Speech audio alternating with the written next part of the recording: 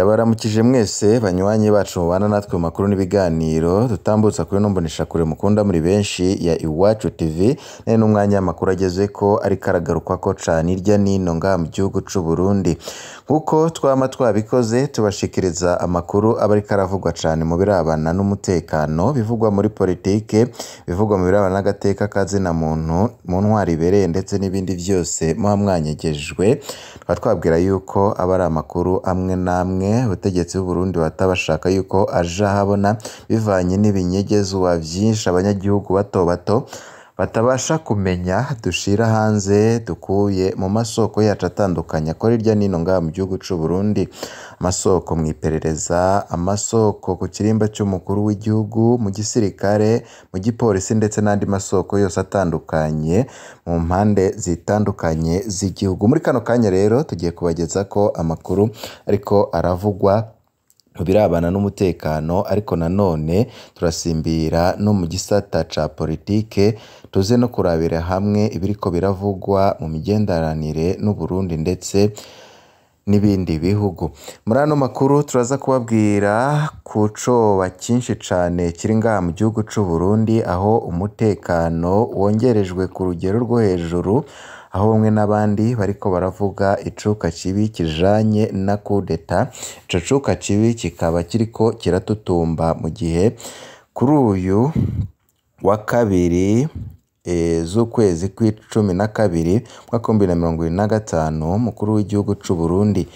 Evariste Ndayishimiye yahejeje gufata indege imushikana i Washington muri Leta Zunze Ubumwe za Amerika muri ano makuru turaza kubabwira ku bijanye n'amakuru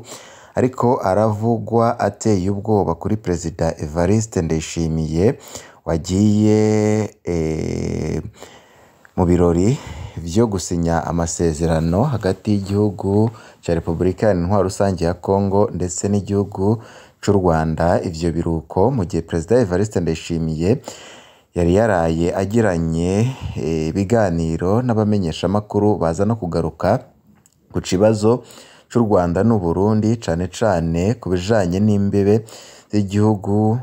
c'u Burundi gihana n'igihugu cibanyi c'u Rwanda aho Perezida Evariste Ndayishimiye yavuze amajambo asa naho ashaka kongereza ishavu kuri mugenzi we w'igihugu cibanyi c'u Rwanda Perezida Paul Kagame mu gihe wenyine yaraherutse nawe kubivugaho ku bijanye n'ipfungurwa ry'imipaka aho yavuze yuko we ata kibazo kindi gihari ku banyarwanda ko igihe cyose u Burundi buzashakira buzugurura imbibi ko u Rwanda rwo rwiteguye muri kano kanya rero turaza kubabwira ku makuru n'ubundi ariko aravugwa cane nyuma yaho Perezida Evariste Ndayishimiye ku munsi w'ejo hari igenekerezo rya mbere z'ukwezi kw'icumi na kabiri yavuze amajambo akomeye cane ku gihugu cibanyi c'u Rwanda muri ano makuru rero turaza kubikurikira turaza kubabwira ibijanye n'urwo rugendo rwa Perezida Evariste Ndayishimiye muri Leta Zunze Ubumwe za Amerika ndetse n'icuka gikomeye cane cya kudeta gikomeje gututumba ni mu gihe Perezida Evariste Ndayishimiye bizwi neza yuko nubwo ari umukuru w'igihugu hari benshi mu bo bafatanije kurongora igihugu batamwiyumvamwo abo bavuga yuko yajeje kubatobera igihugu kandi ntibatinye no kuvuga yuko Perezida Evariste Ndayishimiye ari umusuma ukomeye cane wegeze abaho nga mu gihugu c'u Burundi arongoye u Burundi muri ano makuru turaza kubabwira ivyo ibihangange vyatangaje ku bijanye n'icuka cibi kibandanije gututumba icuka cibi ca kudeta kirakunda kuvugwa nga mu gihugu c'u Burundi ni nyuma yaho Perezida Evariste Ndayishimiye yashikiye ku butegetsi agatangura guhindura inzego ku buryo bukomeye cane aho yajya mu rugendo yarigeze guhakwa gutembagaza n'umukuru w'ibiro bikuru vy'igisirikare General Prime Niyongabo ariko nanone Gervas Ndirakobuca wari umushikiranganje wa mbere wari wasimbuye General Arengiyome Bunyoni aramama icyo gihe Perezida Evariste Ndayishimiye yagarutse mu gihugu gihutihuti aratelefona n'abandi bajenero bafitanye umubano ukomeye cane kugira ngo ntihagire ico kiza kuba kubijanye n'uwo mugambi wari wahejeje gutegurwa neza ariko mu nyuma ivyababaje Gervas Ndirakobuca nawe nyine baje kugirana ikibazo gikomeye cyane mu gihe yari umushikiranganji wa mbere wa leta y'u Burundi. Ni igihe Gervas Ndirakobuca nawe nyine yahaswe guhagarikwa mu mabanga, ariko nanone bamwe mu bategetsi n'abajenero baramama bavuga yuko Perezida Evariste Ndayishimiye yaba akoze ku mucanwa canke yoba yakije umucanwa bivanye nuko yaba agiye gupfunga ibihangange bibiri mu gihe n'ivya General Guillaume Bunyoni bitarashira canke ngo bihere agashirako ivya Gervas Ndirakobuca. Ibyabaje Gervas Ndirakobuca aho yahatswe nawe no guhunga igihugu, ariko abandi bajenero bamubwira yuko batatuma neva yongera gukora ikosa nk'iryo yakoze ryo gufunga igihangange General Guillaume Bunyoni akakimaramaza, kugeza aho ibihangange byose byatanguye kugira intuntu, aho byose bibona yuko Perezida Evariste Ndayishimiye ngo yoba afite ingingo imwe gusa iyo kugenda araca intege ibihangange kugira ngo abandanye arongoye igihugu c'u Burundi.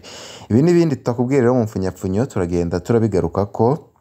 uburyo bw'idonido muri ano makuru twabiguteguriye. Niba utaravyonda kuri sabone canke se subscribe wafyonda ko kugira ngo uzurabana natwe mu nkuru n'ibiganiro twama twatambukishije kuri ino mboneshakure ya Iwacu TV. Kuko nari mpejeje kubikubwira mu ntango z'aya makuru, Uburundi kuri uyu wa kabiri genekerezo rya kabiri Kigarama mwaka w'2025 umukuru w'igihugu c'u Burundi nyene cubahiro Evariste Ndayishimiye yahejeje gufata indege imushikana i Washington muri Leta Zunze Ubumwe za Amerika, aho yitavye ubutumire bwa mugenzi Donald Trump umukuru w'igihugu ca Leta Zunze Ubumwe za Amerika. Ni mu rugendo aho yagiye mu bikorwa byo gushira umukono ku masezerano y'amahoro hagati y'igihugu ca Repubulika Iharanira Intwaro Rusange ya Congo RDC n'igihugu cibanyi c'u Rwanda. Ivyo bikorwa byo gushira umukono kuri ayo masezerano bikaba bitegekanijwe kuri uyu wa kane Kigarama. Uburundi buzoba indorerezi muri ayo masezerano y'amahoro hagati y'u Rwanda ndetse n'igihugu ca Repubulika Iharanira Intwaro Rusange ya Congo. Umukuru w'igihugu c'u Burundi Evariste Ndayishimiye aho yazindutse afata indege imutwara i Washington mu gihugu ca Leta Zunze Ubumwe za Amerika kuri uyu wa kabiri Kigarama mwaka w'2025 ku butumire bwa mugenzi we Perezida Donald Trump, kuko itangazo ry'ibiro vyo kumenyesha amakuru mu biro bikuru vy'umukuru w'igihugu c'u Burundi rivyerekana. Agiye nk'indorerezi mu birori vyo gutera umukono ku masezerano y'amahoro hagati y'u Burundi y'u Rwanda murantunga na Repubulika Iharanira Intwaro Rusange ya Congo. Afatwa ko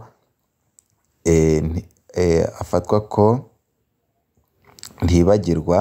mu kiyago yaraye agiranye n'abamenyeshamakuru kuri uyu wa mbere Kigarama mwaka w'2025. Perezida Ndayishimiye yari yamenyesheje ko yatumiwe ariko ko vyamutangaje. Yagize ati nkibona ubutumire naratangaye, narabajije nti none Uburundi bwoba buje gukora iki? Ibibazo biri hagati y'u Rwanda na RDC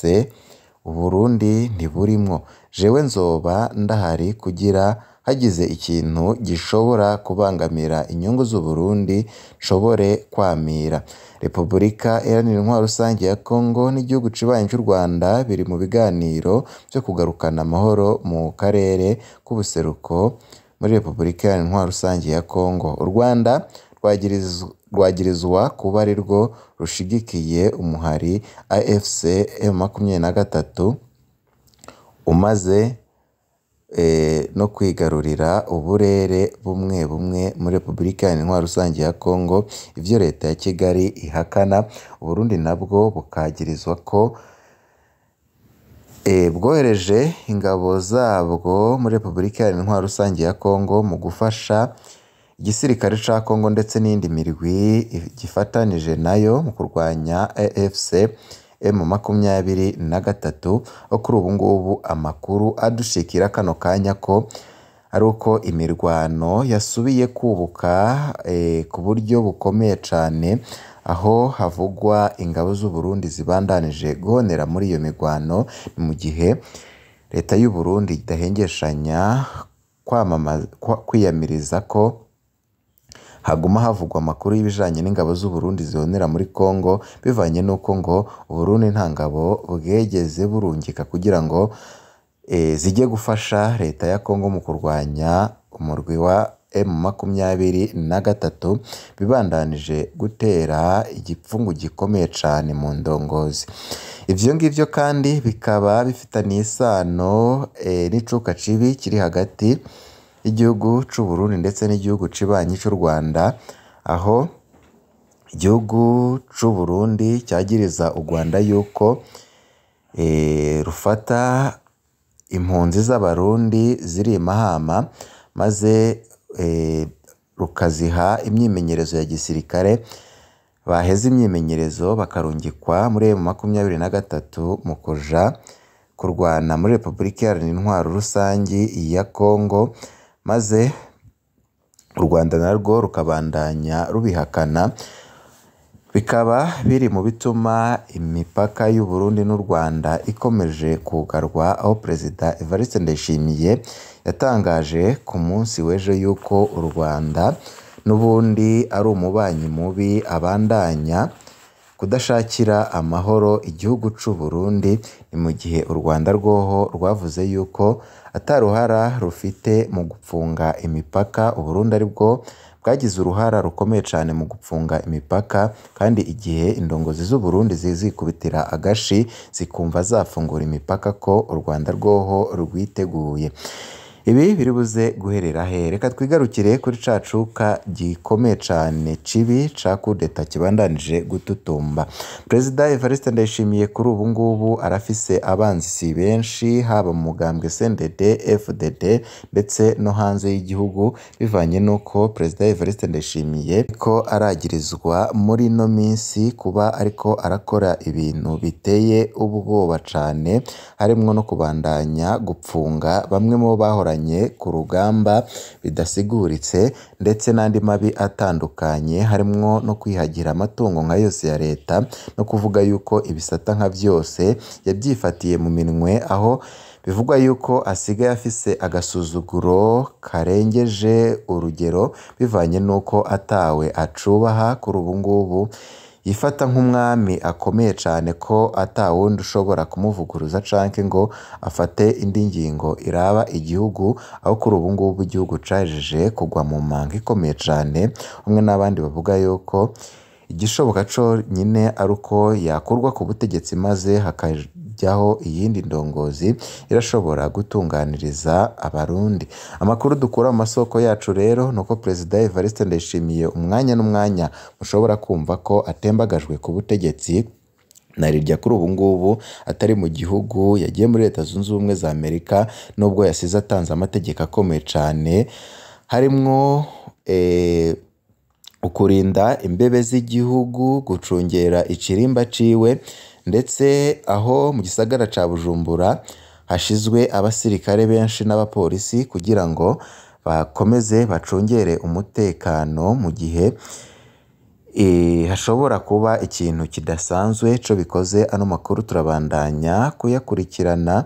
mu kandi kanya turaza kubaha bishasha ku bijanye n'ano makuru. Ibe byiza kuri mwese, nivyo ndabipfurije.